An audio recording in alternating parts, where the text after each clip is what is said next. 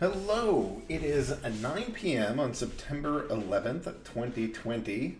We are in the Splinterlands Discord channel, and tonight it's time for another Ask Me Anything. We try to rotate these times. Looks like we do have Matt with us. And also, actually, one of the guys that I'm really excited to kind of have talk here, this is not planned, but congratulations, cryptomancer. If you have a mic, I'm going to ask you to kind of talk through some of what you've been working on, and just kind of tell us about that experience. And just, I don't know, I think the players would really benefit from hearing you talk about what it's like to design here, what it's like to work here, like how you do development, and because you do a lot of the coding that's for like the base game. So if you're willing to share a little bit, that would be really helpful. I don't. Yeah, he's typing, so I don't think he's fake news. So that's good. But if he can talk, yeah. So why don't you hop on? I guess I have you server muted, so let me take that off. And now, Cryptomancer, just be careful. You're live, and hopefully you can just talk us through a little bit about what it's like to work at Splinterlands, how the general arrangement works, and then talk us through the collection power stuff that we've been working on. All right. Oh, Hi whoa, guys. whoa, hold on, Pretty 1 second. exciting. Hold on, I First have time you. I've- I got you in the wrong speakers. Okay. All right, now we're back. Sorry about that, everybody. Try again. All right. Hi guys. So this is pretty exciting. Fun to be able to actually talk to you and let you hear my voice for the first time. So I've been a Splinterlands developer since early January this year, and I've just been absolutely loving it. It's been a wonderful opportunity and a wonderful team to work with. I've just been having a blast. Time of my life. What were you doing before this? Like, have you always been a developer, or what? How'd you get here? I've been a developer my whole professional career. Before blockchain, I was working for a number of big banks, working on trading systems for them. And then I started getting involved in blockchain in 2015 when I learned about Steam. And things just kind of snowballed from there. Okay, so how can you talk a little bit about maybe coding for the big banks, and what that was like, and then kind of what the general process here is like, just for a little bit of comparison of just how stuff moves. Sure. So it's quite a different process. Working for the big banks, they're very large organizations and have a lot of formalized procedures, a lot of administrative overhead and bureaucracy. I would typically sit on a trading floor, and I'd be lined up in a row of other people right next to the bank's traders, and so there'd be a lot going on every day. It was a very frantic and fast-paced environment. Um, I would talk to the traders, and they would tell me their requirements, and I would implement stuff and show it to them for feedback. So it was an exciting job, but there was a lot of pressure, and I didn't really get to pick what I wanted to work on so much. I had to just kind of do what I was told. Didn't have a lot of say in things, and after a while, I just started to feel like that kind of environment wasn't really for me. I wanted something a bit more laid back, something a bit more relaxed, where I could have a kind of a more direct feeling of ownership and responsibility for certain parts of the project.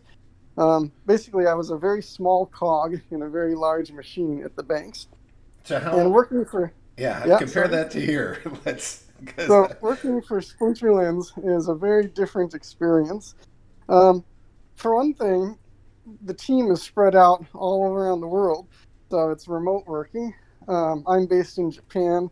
Other team members are in the U.S. and other places. So communication is very important. Um, I stay in touch a lot with yabapmatt every day, discussing development objectives and what to work on next and how things are going. And I really like the sense of freedom that it provides as well. I wake up in the morning, I grab a cup of coffee, I sit down at my computer, and then I just work all day. And there's no feeling of frantic pressure like at the big banks. Um, I can I can rearrange my schedule so I can work the hours that I want to work. Sometimes I have to do like personal stuff, like run errands and things, and then I can come back and sit down and work some more. So that flexibility is really nice. And the Splinterlands team themselves, everyone's really laid back and friendly, and there's a nice sense that we're all in this together and working to build something great. And that kind of passion and energy was something that I was missing at the big banks as well. So do you feel like a small cog in a big evil wheel, or and there it seems like, with all the procedure, it was very specific how you would have to do things. Is that like your experience here, or is that different? That's different from here as well. So here I don't feel like a small cog anymore. I feel like I can contribute to really big, important parts of the game. Like when Matt first said, "Okay, Cryptomancer, I want you to work on the anytime tournaments," and I was like, "Oh wow, that's a huge thing. That's like a really big, important part of the game." And I felt really good that he was placing his trust in me to get that developed and built, and I'm really proud of the way it turned out. So I feel like it's really great to have responsibility for those sorts of things, So and Matt so gives me the freedom to kind of run with it and design it and build it the way I think it should be implemented. Um, so that's been great so far. Yeah, so my some of what my experience is that we sort of go through, like, there's all these different stages to how we design and how we build. And some of it starts with business needs. It's not always. Sometimes it's the player needs, and it's some kind of mix of those two of like, all right, what do we really think is the next place for us, and where else can we get revenue, or what other community do we need to integrate? And we have some of those business concerns, and then there's a lot of player concerns about balancing, tweaking, and fixing. So at the very start of the process, it's sort of figuring out what are we tackling next. Then we get into some high elements of design, which often involves me and Matt, and sometimes it's Cryptomancer, and sometimes there's a lot of Nate presence in there as we're trying to like literally lay out what would this thing look like. Because I think it's a lot easier to start coding a back end if you know what the front end is going to look like, although you're not always able to do that. Sometimes then it means that we're hiring external artists. So there's like artwork getting produced to go, for like land sale. There's going to be all these buildings and there's going to be all these lands. And it's like, Nate's not going to do all that himself. It's going to be outsourced to all these different really talented artists. And so that's part of the process. And then we have the back end integration, which is where Cryptomancer really lives. Although it could be the front end integration too. Shaq does some of that, and sometimes Matt will do that, and sometimes Cryptomancer will do that. And then finally, we have the real like implementation, starting, testing, and getting this whole thing live, and that's kind of the Matt stage of things. Like he's really the last guy to touch the software, the tools before they go live. And so, when we're talking about our development cycle, it's not just, hey, Cryptomancer, do this, but there's usually some steps ahead, some steps after. Lots of that's totally invisible to the player. And actually, it's really frustrating because it's like only the last 5 or 10% of what we do starts getting visible to the players. So yeah, and Matt and I have been just insanely impressed with the work that Cryptomancer does. Matt in particular is like, I was the one that recommended that we hire Cryptomancer, and which is like it's a dangerous thing to do to take my recommendation there because I've never, I still can't code. But I had done a bunch of work with him on the on Hive Engine and had a lot of success there, and he's really a blessing to work with. And so I said we should really hire this guy. And so ever since then, there's been a bunch of high fives of like, yeah, this is working out really well. But I guess the last piece I just mentioned is that a lot of times it's not perfectly like this, but with the guys that we work with, I really hope that the feeling is, all right, here is a complicated problem that we have. There can be marketing problems, there can be development problems, there can be community problems, there can be content problems. And what I really try to do is say, let me lay out for you the landscape. Let's talk about the challenges. Let's talk about the priorities and really describe the problem. And then once you understand the problem, try to give as much leeway in a collaborative environment for the guys that are solving that problem to kind of come up with the answer. That's how I try to make this stuff work to some extent. Is that your experience? Do you feel like you're asked to solve problems, or do you think that you're like a code monkey in the shop? I feel that that's absolutely the way it works. You hit the nail on the head there. So when I talk to yabapmatt and get a direction about things, he feels less like a traditional boss and more like just someone who is guiding me and kind of pointing me in the right direction. And then it's up to me to really take the problem and run with it and come up with a solution. And that sort of freedom is really, really great. I think it ends up generating a better end product as the result. So as Matt and I look forward, and we're like, we're gonna grow this team. We have some high hopes for the end of the year here. There's some nice relationships that we're building that I think are very promising. Um, and as we're talking through how we want to hire, you know, the question, a lot of this stuff is in JavaScript, and it's Node.js and or JS Node. I forget the order sometimes, but that's one of the most common languages in the world. So oftentimes, the trick is not necessarily to find the developer that knows JavaScript the best, because it's literally like one of the most common languages in the world.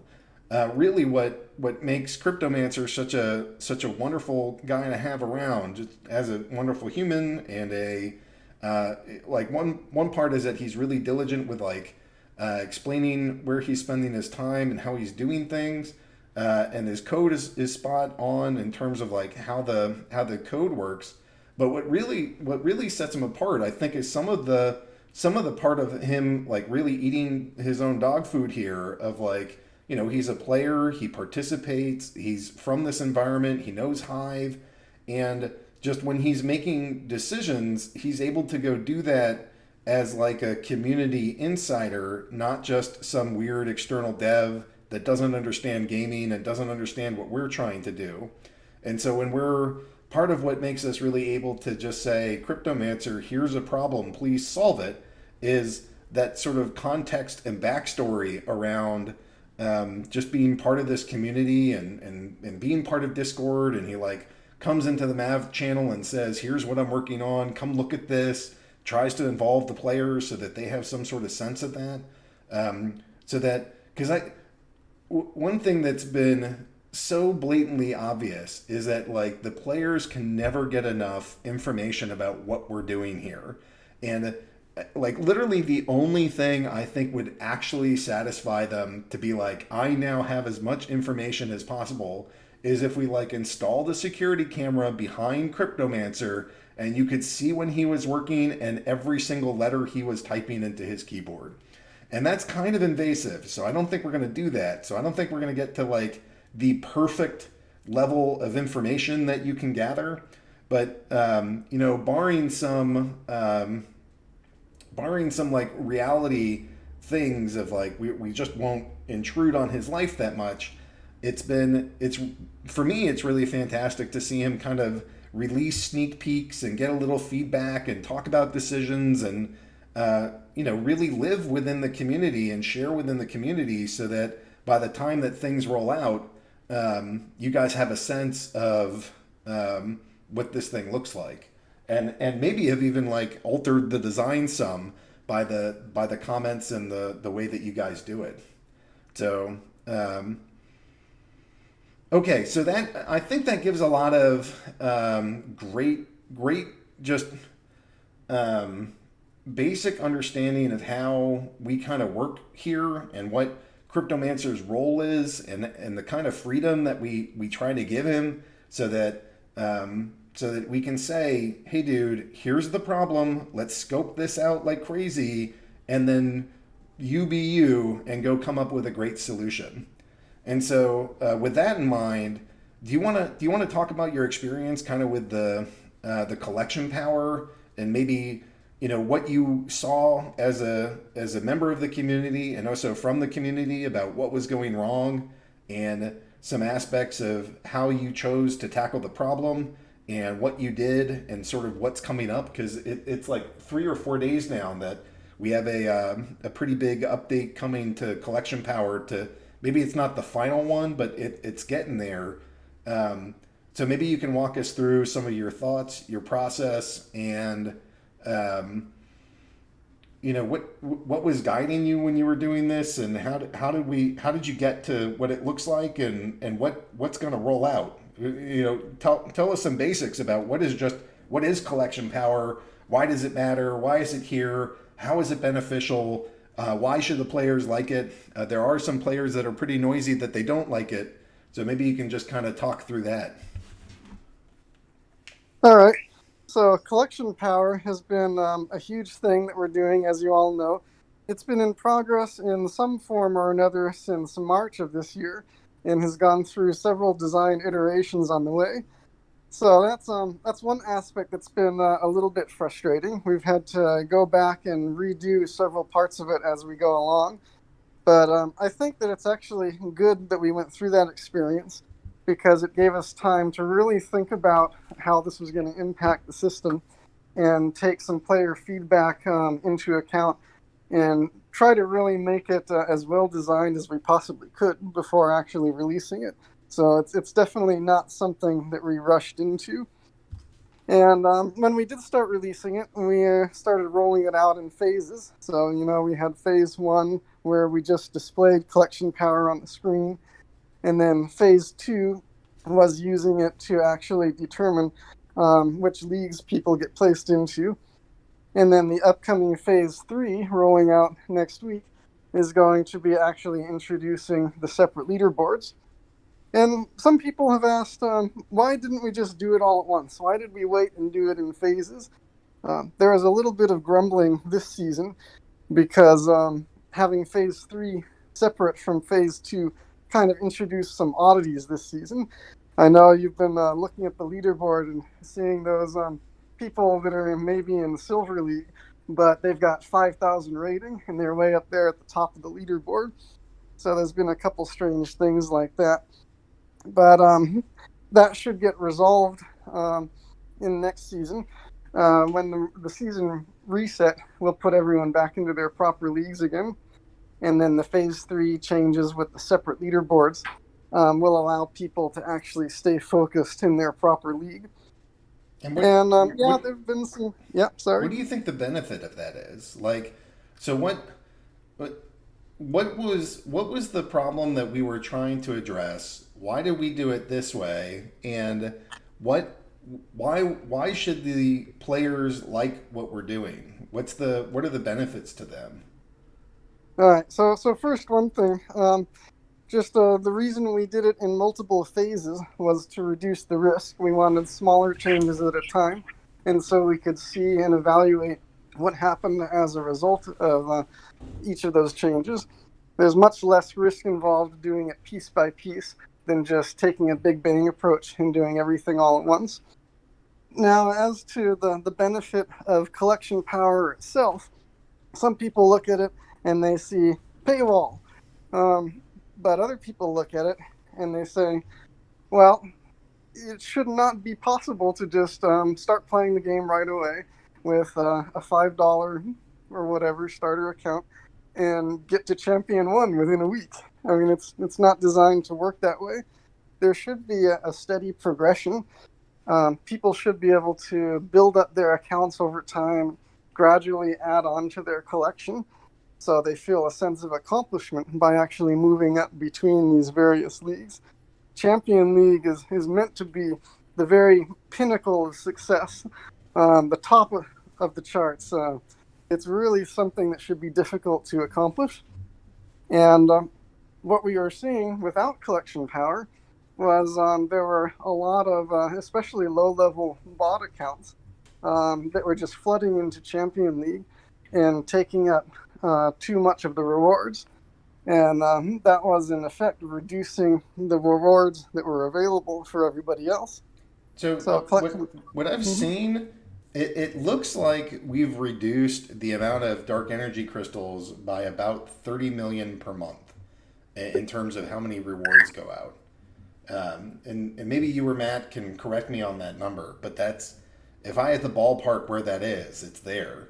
And 30 million is like a crap ton. And what that's doing is that to me, it's diluting every time that you win a match. You're getting diluted. Like that, the value of that prize is not nearly as large as it could have been because all of these rewards were going to these low level accounts, and those low level accounts were not there to like build up a great team and really get into champion the right way. They would just cash everything out, and that was that hurts every single person that has a deck or dark energy crystals and that owns cards and rewards cards because it's just a ton of dilution. And so when we did this, I know that it can be frustrating to the new players, but especially the people that have bought substantial amounts of cards. The amount that you are diluted has just been like cut down pretty damn substantially. So, 30 million dark energy crystals per month, that's a lot. That's $30,000 worth of dark energy crystals that are not inflating against your team. And then just also keep in mind that if it's not some I don't quite know how to say this. When, in some ways, I don't think that. I think that the effects, it's not immediate, but as that 30 million is not in circulation every month, and we get through a couple of these months, and especially with Dice having taken 100 million dark energy crystals off the market, we're already seeing some of those effects in the dark energy prices and that are on the secondary markets. And so what I think will happen is that maybe you won't earn quite as much dark energy crystals, but the dark energy crystals you earn are hopefully worth closer to the peg. And so yes, you lost some raw amount of dark energy crystals, but you didn't actually lose much value. That's the dream of where I'm as I try to think through economic changes and why I supported this. That's ultimately where I think where all these benefits are. More sinks, less inflation. Hopefully the dark energy prices are close to the market value or the pegged value, and that should make a lot of players quite happy. Does that jibe with you and what you think happened, or do you think that that's different? Or Yeah, I think that's a pretty good way to put it. And I see one question in there. Someone's asking, well, how are new players going to feel about this when they see they need to build up their collection power to a certain amount? And I would say one comparison we've done before is to look at Magic the Gathering. So in Magic, if you buy a starter deck, you can get introduced to the game. You can learn how you play it, play a few matches with your friends, and have fun. But you're not going to be winning any tournaments right away. Um, and to open up more possibilities for your deck, you got to buy new cards and expand your collection. And it's kind of very much the same thing here. So Splinterlands is kind of a digital analog of those physical card games. So new players will be able to experience the game and they'll get a taste of what it's all about. They'll start gradually winning some cards over time. And I mean, collection power, when they look at it, it's not a thing where they'll look at Champion League and say, oh my gosh, that's crazy. I'm never going to get that far. I'm going to give up. I mean, hopefully they'll look at it as a goal to work towards. They'll have fun playing the game and think, wow, this is really fun. I want to try and expand and build up. And it gives you something to reach for over time. Yeah, I mean, I can't tell you the number of times that I've heard from players like, "I'm so frustrated. I have these low level cards and I'm in Diamond 2 and I can never win." And like at some point it stops being fun when you're like really out of your league. And so I'm hoping that with the league leaderboards and you're kind of like competing with people that have roughly similar level collections and it's not so broken in terms of like mismatches of collections, that your competitive sense and your enjoyment of the game actually goes up because you're not facing like level 8 cards with your level 2s. It's people that are a little bit closer, and hopefully that's fun. And it doesn't feel like you're quite as screwed. So I think that'll be pretty valuable too. That's a really good point as well. I've seen some people that are simply renting gold foil legendaries and using that to boost their collection power to play in the higher leagues. But then when they do that, um, they don't have a broad base of well leveled cards in order to really be competitive in those leagues. So yeah, you can just rent cards and boost your league, but that's going to hurt you in the long run. It would be more productive for you to instead of getting one GFL, you could get several cards that are actually going to help you and improve your ability to play, and and then and you'll have that more hold fun. on, and that mentality I think really benefits every single person that owns cards in this game, right? If everybody starts thinking, you know I just need to play another 1,000 games and I'll do fine, well, that doesn't really help. But if it changes to, man, I got to catch another 50 rares and then I can move up, and they don't own the rares, but you are selling some, like that. The change in this mentality should benefit every single person that owns and trades cards. That's another aspect of this that I think is just like really super powerful for the game, because now there's going to be fewer cards, right? There's fewer people that are getting these rewards. We're putting less of them out, and those cards are now more valuable. So because they're not as diluted. So and they're more valuable to have at higher levels because you can't just power your way through with more games. So I don't think it's going to happen overnight, but I think um, the long time trajectory is quite healthy for players. Um, okay, so what exactly is going live on at the end of the season, um, and just just what are the big changes that are specific to, like, what day is that? It's like 4 days away. It's like Tuesday or something, right? Yep, the release is scheduled for Tuesday, and what's going to happen then is after the release, people are going to be put into the separate leaderboards. So there will be 5 leaderboards total. There's going to be one for bronze, silver, gold, diamond, and champion.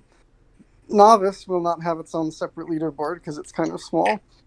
Um, so you'll see on the battle screen there'll be a way to switch between the different leaderboards, so you can view the standings in each one. And basically, you'll just play like normal, and except instead of one leaderboard, there's going to be these 5. And there's also a new wrinkle when you're ready to advance to the next league. So let's say, and by league I mean like the next leaderboard up, not the next tier within a league. So each leaderboard will continue to have 3 tiers. Like the silver leaderboard, for example, will have tiers silver 1, 2, and 3. And when you've reached the top tier in your leaderboard, so when you're at silver 1, say, and you want to advance to the next leaderboard, so going from silver to gold, say, the game will actually ask you, okay, you're eligible to move up to the next league. Do you really want to do that? Or do you want to stay in your current leaderboard? So you'll have the choice. You'll be able to choose. Do you want to move up or do you want to stay where you are? And that will allow you to stay in a lower league perhaps and compete for the leaderboard prizes in that league. So maybe you have enough collection power to reach Diamond, but you know that in Diamond you're going to be facing lots of max decks. And so you think, well, I think I'm actually going to be more competitive in Gold. I want to stay in Gold League and compete for the leaderboard prizes. Well, you'll be able to do that. So this So that's a big change. this is one thing I feel like I champion this a little bit, but it's something that I'm pretty excited about. You know, one of the things that has always struck me is that Neil was putting together some bronze, silver, gold, and diamond teams that he was renting. And for a while, he was describing how the prices of each one of those teams was pretty different as you were designing a team to be competitive in the different leagues. And so it always struck me that like there needs to be a time where players have a chance to accumulate cards before they move up. So even if you're skillful enough and even if you can grind your way into the next one, like you might end up losing, 75% of your matches to try to stay there, which is just a player, it's just not as fun as really being competitive and battling it out the right way. So I'm pretty excited about this because I think it can allow players to be like, you know what, I could move up, but what I really need is I need to get these couple summoners up a little bit higher, and I have a couple of my critical cards and some of these legendaries. They're not leveled yet. I need to get them up, and then I'll feel ready. And if the amount of money is like $200 or $300, not everybody wants to go do that just in a day. They might want to go spread that out over time or do it by paying off deck or paying with the dark energy crystals that they're winning in tournaments and matches or selling rewards cards. So I just feel like it gives a little time to players to not feel so damn rushed to just crank up as high as they can every single second of the day. And if I don't maximize this, then I'm losing money and it just gets rid of some of that tension and replaces it with I'm going to kick this guy's ass today, and hopefully that's the kind of fun competitive spirit that folks will get into. So I see Dave McCoy ask a very important question there. There has been speculation that people will go up to get the higher season loot box rewards, but then near the end of the season go back down and play in a lower league to win the league leader packs for the lower season. Is this going to be possible? So no, that will not be possible. Once you have advanced to a new league, you will be in that leaderboard for the rest of the season. You will not be able to move down to a previous leaderboard. You can still drop in tiers. So if you get into a gold league, you can still move back down into silver or bronze. But if you do that, you will still be competing in the gold leaderboard. until the So the next season. leaderboard movement is one way you can only move up. Man, it's almost like we tried to think through scenarios of what would a bad acting player do in this circumstance, and then try to navigate some code around it. Because to some extent, like if the code allows this stuff, then players are going to do it, and it's really hard to try to like police every single action when it's not at the code level. So we do our best that if we want certain behaviors, then it's best if it's written in the code, not written in the social contract, because that's pretty unenforceable. Okay, well, Cryptomancer, you're phenomenal.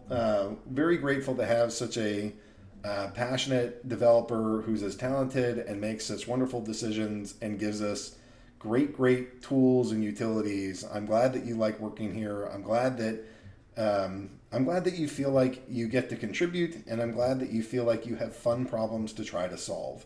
And Matt and I are thrilled with your solutions. So I just want to say thank you and share. It is really wonderful to get to work with you. This game is better because you're here, And thank you again for being here to sort of tell your story of what you're doing here, so that hopefully the players can get a touch of what it's like on the inside here, so that they have some sense of what is development like, what is team spirit, and what's the process. And I feel like you helped quite a bit with that tonight. So thank you. Thank you, aggroed. It's really good to be here. Really exciting to be a part of all of this. And I'm super pumped to see all the stuff that we've got coming down the pipeline for you guys. It's going to Yeah, be great. it's a crap ton. All right, I'm gonna go scroll back up, and then hopefully Matt's here with me too, and let's go start answering some of these questions. I was gonna say asking, but that's not really what I want. Um, I'm gonna start with Marjenko's question because that's from today. So I want to know, after 6 weeks, how is your CEC? As Aggie told us, it was around $6. And the most important question: when we'll be able to rent cards direct from Splinterlands? Um, I think by now you see this thing is holding back new players. So Facebook is still around. It's actually $1.50. But those players are not fantastic because they come, but they don't always battle, and they don't stick around very well. So yeah, it's cheap for us to do it, but that's not a great player acquisition channel for us. The stories that I've kind of been subtly pumping and hyping are that I think I found not one but two pretty phenomenal potential player acquisition channels that are just amazing. I don't have signed contracts on them yet, so I'm not going to state exactly what they are, but we're really close on one, and there's another that's sort of like further out, that's actually slightly bigger than the first one. So there's some amazing partners that are on the near term horizon, that can help with that provide, in this case, an even lower cost of user acquisition. And we haven't fully tested like what are they willing to spend, but that's something that I think we'll see. And even if it's not a ton of individual money, some of these audiences are just flat out enormous, and that should be fun. So one more, as you know, we are losing some strong players. Actually, when are we able to rent cards directly?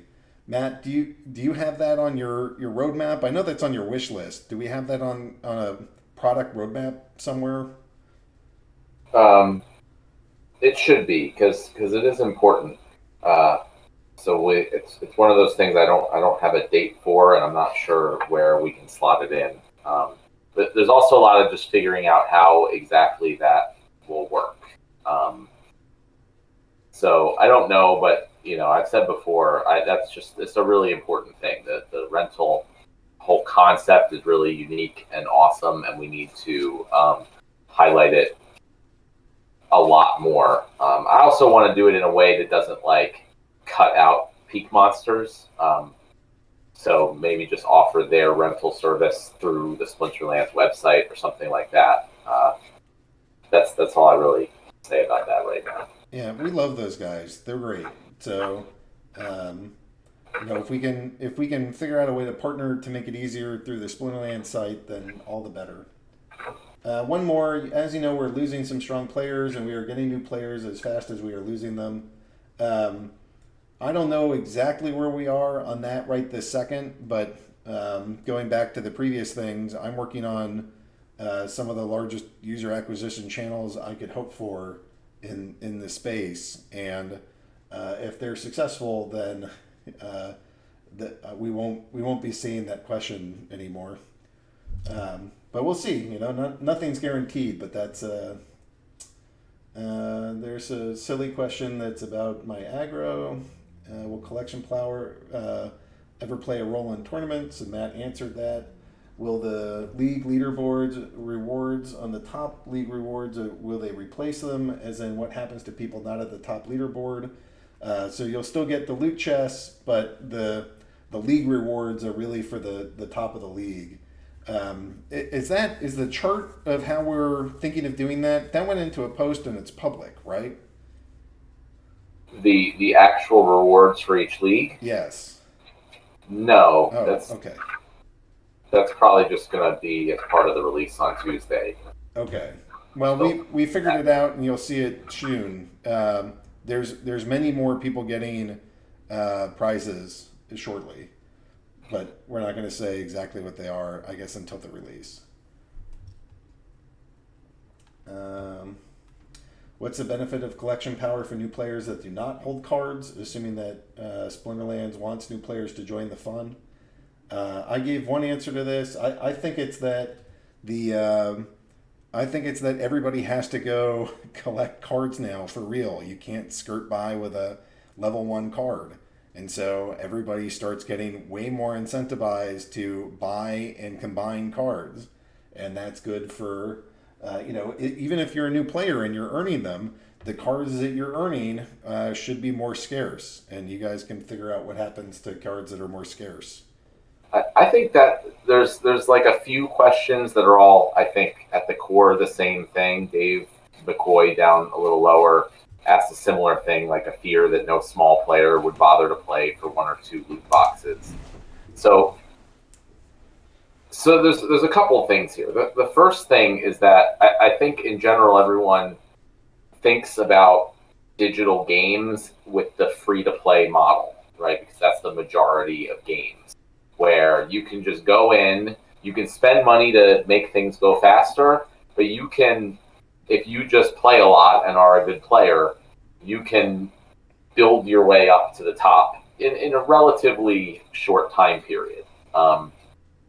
And those games can do that because, like, they don't care if you want to make 100 accounts and build them all the way up to the top. Doesn't matter. They're not giving all the stuff that you're getting, all the assets that you're getting are not limited. They're not valuable. They're not tradable. So, it doesn't matter. They can just give out as much as they want to anybody, and that does make a really fun and experience working through that. So that's not the type of game that Splinterlands is. And again, we talked about the analogy to Magic the Gathering. Splinterlands is more like a Magic the Gathering type game, which is not a free-to-play game model. And I think a challenge for us, and also when people talk about new players, is just having them understand that this is not a free-to-play game model. This is not the type of game where you really can just come in, play for free, or even just the basic spell book to get your rewards account.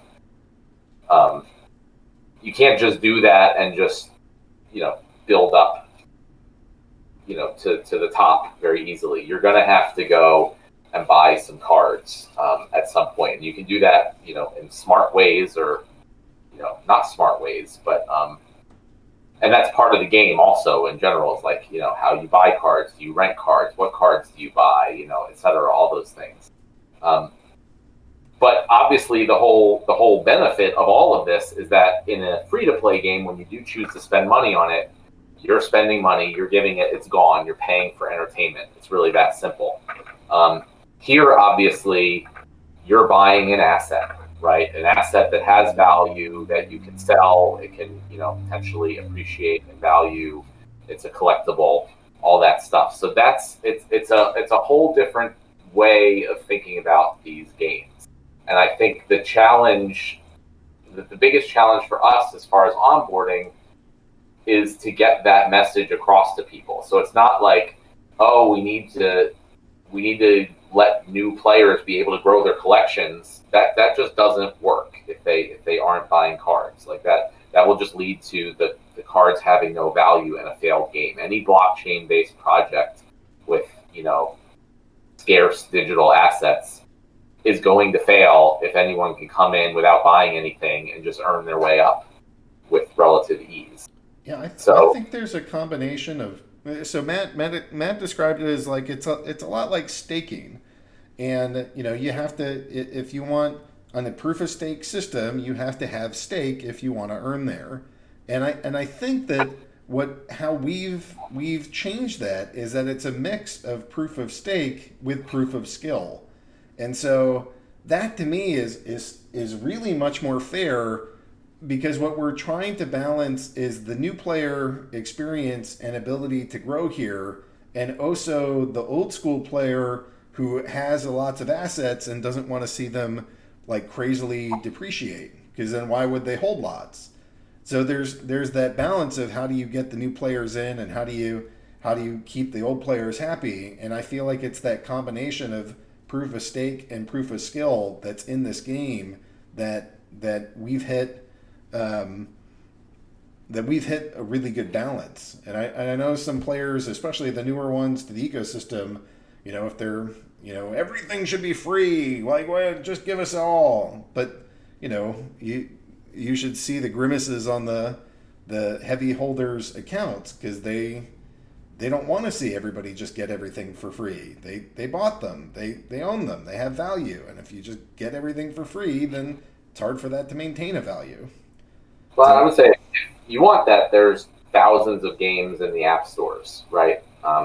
And for that, so we're doing something different than that.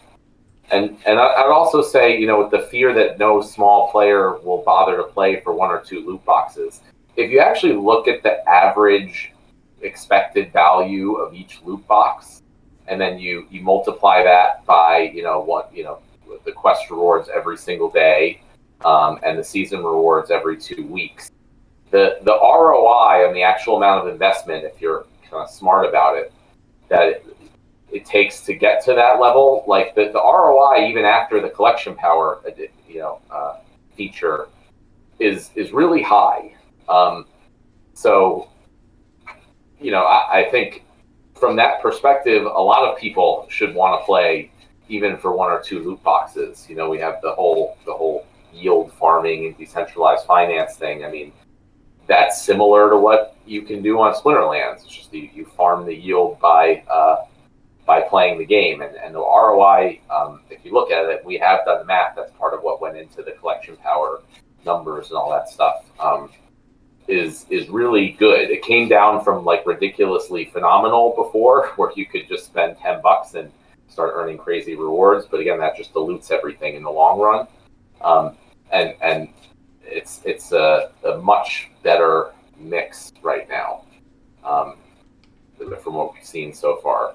So I think like it's an adjustment, and I think people are just looking at how it was before to how it is now, and like, no one's going to play for that because you were used to playing for much more in the past. But new people coming in are not going to have the experience of getting much more. They're just going to look at that as a pretty good return on investment, and hopefully see the value here of putting in money to buy cards as compared with traditional games where you're just spending money for entertainment and not getting any assets. And that's part of that work is on us to get that message across, and that's a part of what we're going to be trying to push in the tutorial. It's not just going to be how you play the game, but also like how the game is different than the traditional free-to-play models, and why it's good and important to buy cards, and you can't just get them all for free.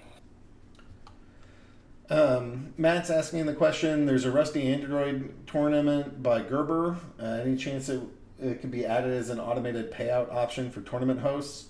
I don't actually know what that tournament is, so it's pretty clever and funny. So you should check it out.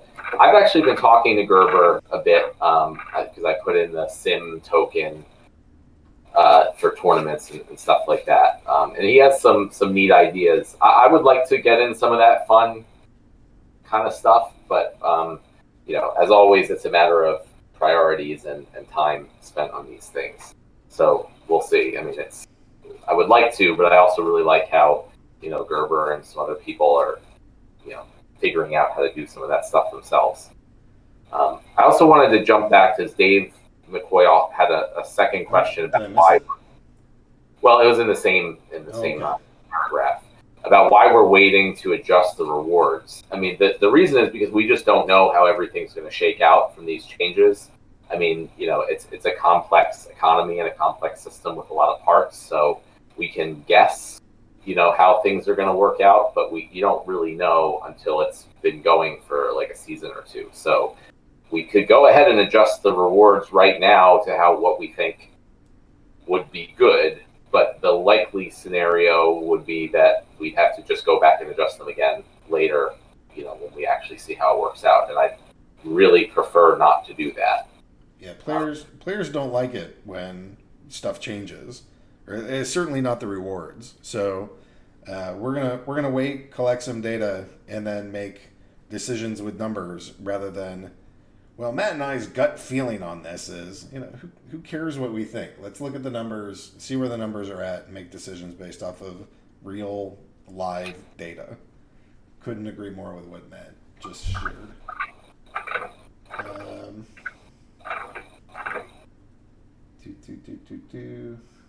There's been speculation that people go up to higher season loot box rewards, but then near the end, they're going to play in a lower league. Is this going to be possible? That's another question from Dave. We answered that with cryptomancer, so no.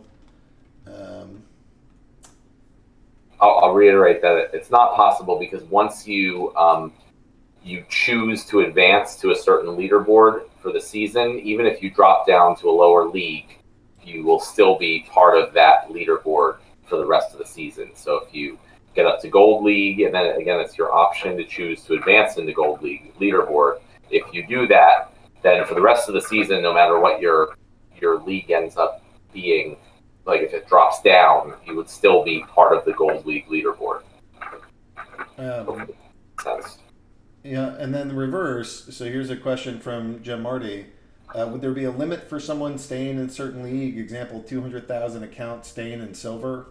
What happens when the big accounts purposely stay down? Like, what do they get to play with their max level cards in silver? Well, no. If they're in silver, they would still have the silver league level.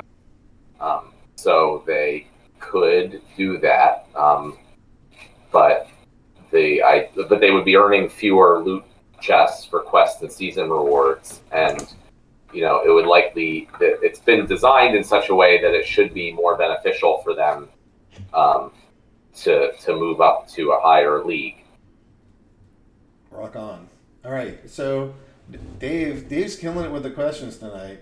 So question, you guys mentioned several times that 100 million dark energy crystals were burned via dice. Can you put this in context of how much total dark energy crystals is issued in the game and held by the players in Splinterlands? Yeah, and about the 1 trillion DEC thing, that's just because we had to put like a max amount when we made the token on Tron. So the max amount was 1 trillion, and that goes into our account that created the token. So that really has nothing.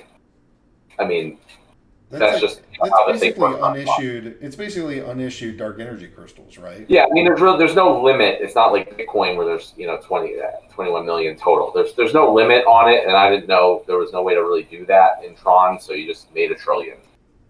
But that's really just an artifact of the Tron token, and it has nothing to do with anything. So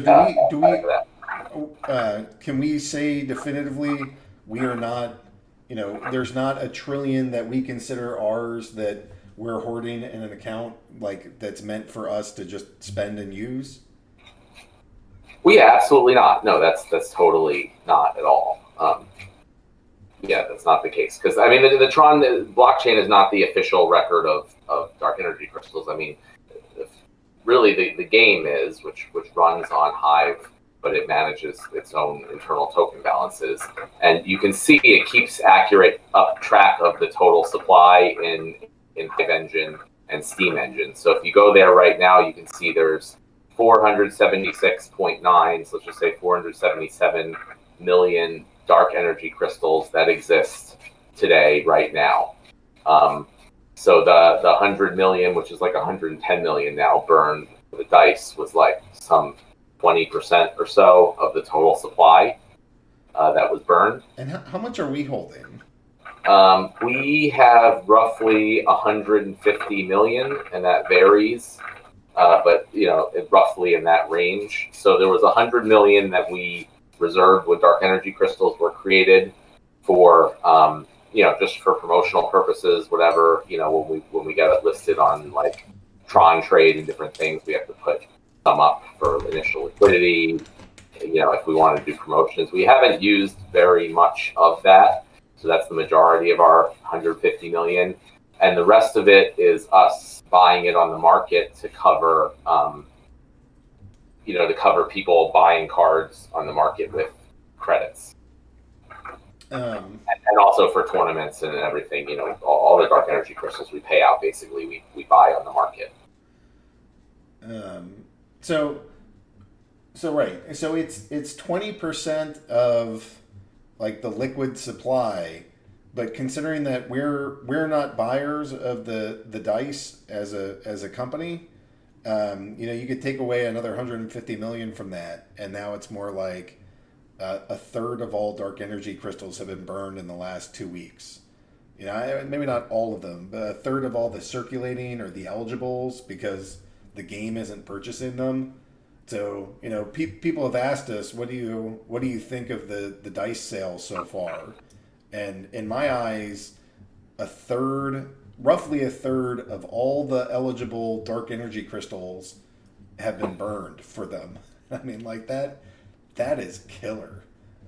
So I'm thrilled. I think it's working exactly as intended. I think the pace is great, and I'm as happy as can be. I think dice have gone over extremely well, Matt. And I mean, everything that we're planning on doing, from the land expansion to Guild Wars, and some other ideas that are floating around that aren't fleshed out enough to talk about yet, but they're all focused on, or they all use dark energy crystals in some way. So, be a number of these things like dice that are, basically burning a large number of dark energy crystals coming up in the future. So that's not financial advice or anything like that, but we've been very clear, of our plans to include the burning of dark energy crystals on pretty much everything, all the new features that we're putting into the game. So the clown is asking, any major announcements you want to share with us? I mean, the next biggest one is that Collection Power goes live for Phase 3 on Tuesday. Any other major ones that we want to make sure that everybody knows about right this second? Well, I mean, there are some major announcements that we hope to be able to announce very soon. So we'll kind of Justin Sun it there. But I mean, we're not going to announce anything until it's 100% final. So Aggroed's been talking about a bunch of potential deals we have in the works that we think could be pretty big. So as soon as we have major announcements, we're going to announce it on our blog. So I'm sorry we. And hopefully it gets more coverage than just our blog. This one should be big. Okay, so Cryptomancer is asking, I've seen some people express concern about power creep over time, new cards being too powerful compared to old cards. Can you talk about how you balance cards and what your point system is for those who may not know? You want to hit that one again, Matt? Yeah, so we have a very big, complicated spreadsheet for making the cards and the stats, and it assigns different points to all the different types of stats and to the abilities and things like that. And that gives, and we don't ever increase or change that really, unless something's wrong. But so that means when we create new cards, we don't make them more powerful, and that we don't give them, like, if one ranged attack is worth 3 points, that's how it will be for all the cards going forward. We're not going to increase it or decrease it or whatever. That gives a baseline, right? Just the points, doesn't really accurately reflect the power of cards all the time. Different combinations of abilities and different splinters or different things. So then we just, use our judgment there. Part of the process is we, go through literally every other similar card in the game and try to, and compare them. So this new card is similar to this other card. We want to make sure it's not better or worse. We want to make sure it's different in, enough different in a way so that it can be used in different situations.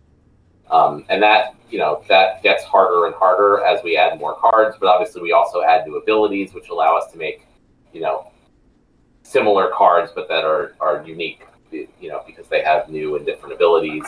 And then, as we mentioned, in the future, it's going to get to the point where we'll have different formats for ranked play. So, there'll be a modern format, which will only use the newest sets of cards. So that will, that will be necessary. We can't just keep making new cards forever without, overlapping the existing ones. All right, so Fishy is saying, I'm into cogs and I've been loving Splinterlands. I hear there's a secret one in the cogs. Any help?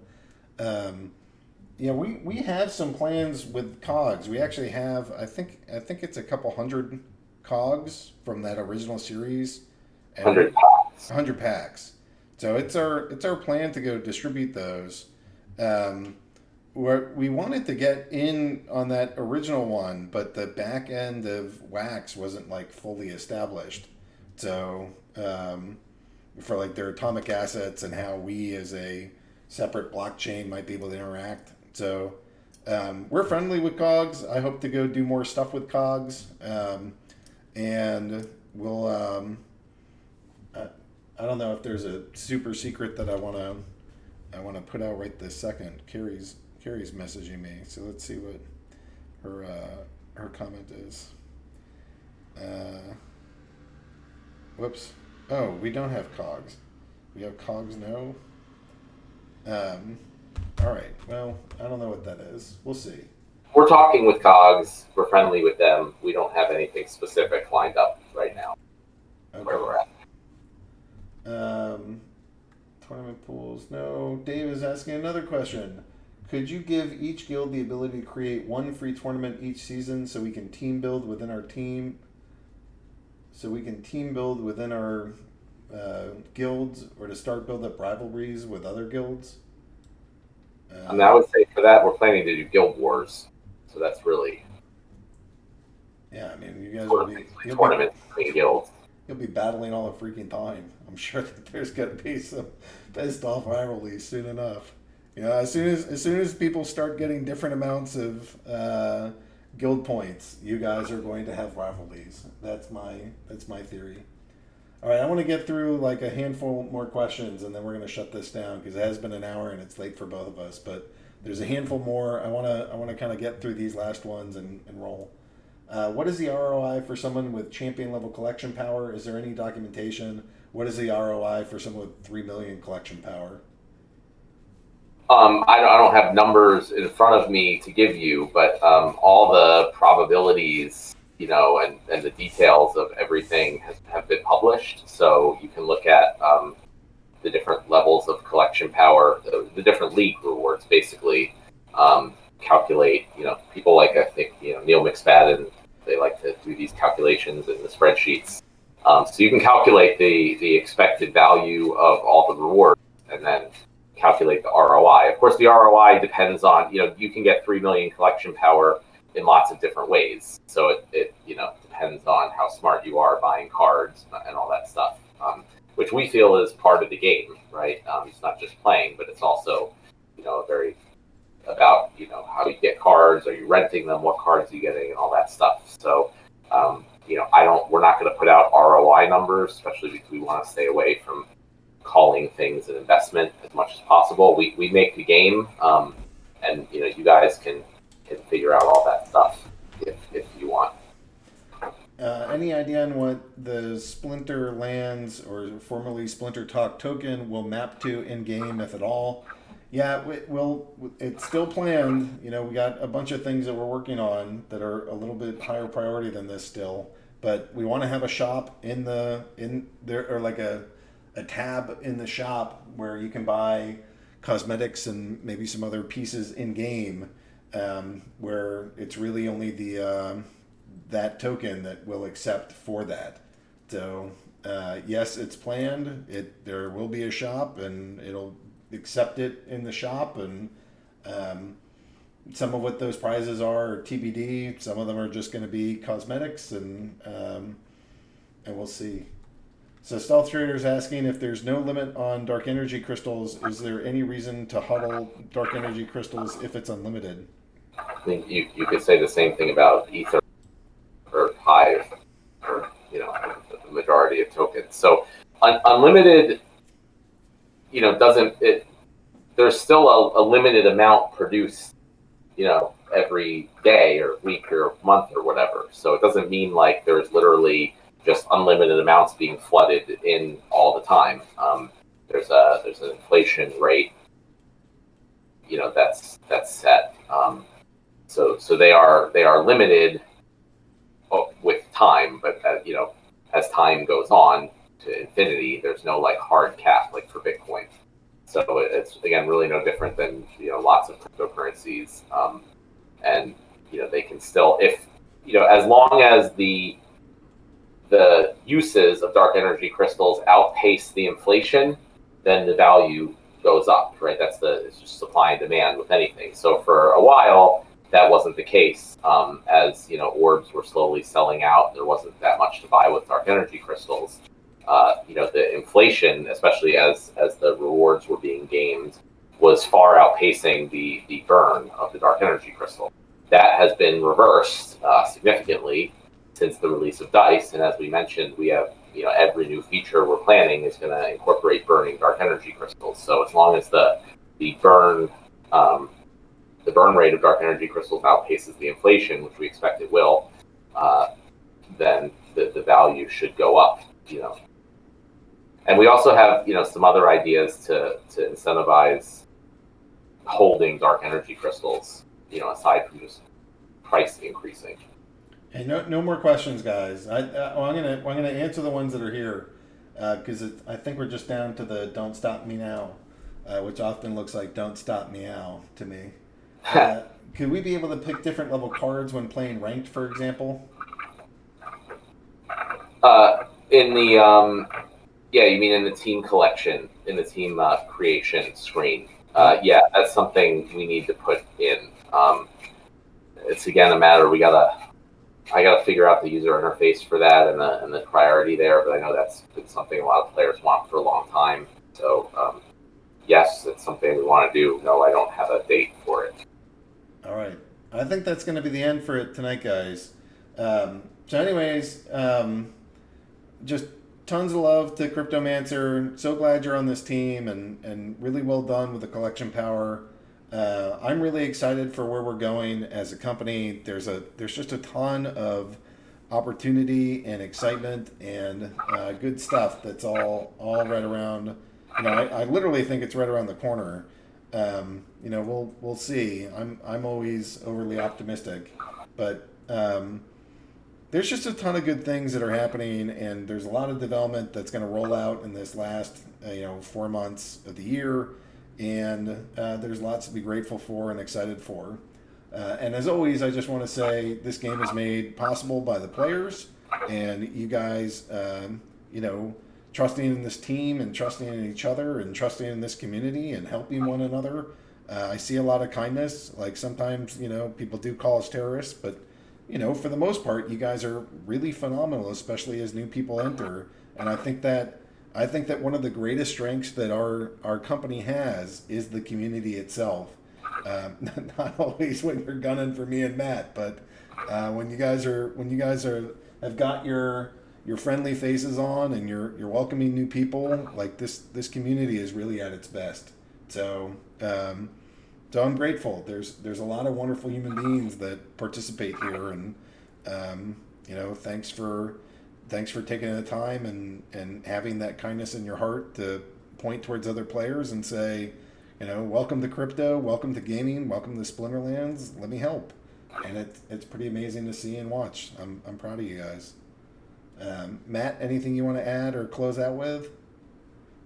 No, not other than we do have a lot of exciting things, I think, lined up for the end of this year. I'd say more so than any other year so far, at least it's been 2 other years, but still. We at least are really looking forward to what's coming up. Yeah, I wrote a 11-page document describing how lands, some basics of the lands and what that looks like, and have a fair amount of consensus on it, and really getting good and excited about this stuff. So just a lot to be grateful for. And and Cryptomancer, I actually kind of want to give you the last word here. If there's anything you want to add or anything you want to say, just maybe you're. I should be careful with this because maybe you're fake news right now. But if there's anything you want to add, oh, he's here. Good, perfect. Cryptomancer, if there's anything you want to add as kind of last words, then go for it. All right. All I really want to say is I hope you guys enjoy the end of the season. Have fun battling it out to the finish line. And I think next week is going to be really exciting once we introduce the new leaderboards. So I hope you guys will have fun on that. And it's going to be really interesting to see how that goes. It's going to be a great week. See you guys later. All right. Yeah. Have a great night, guys. Thanks for being here. Thanks for being part of the community, and we'll check in with you, Matt. What time do you think we ought to do for next week? Maybe we just go back to the original time at 3 p.m. Eastern. All right. We'll do one at 3 p.m. Eastern for next week. All right. I'll see you guys soon. Thanks for being here, and go kick some butt, and best of luck at the season end. Have a wonderful night or day or wherever you are. Many blessings, guys. Bye.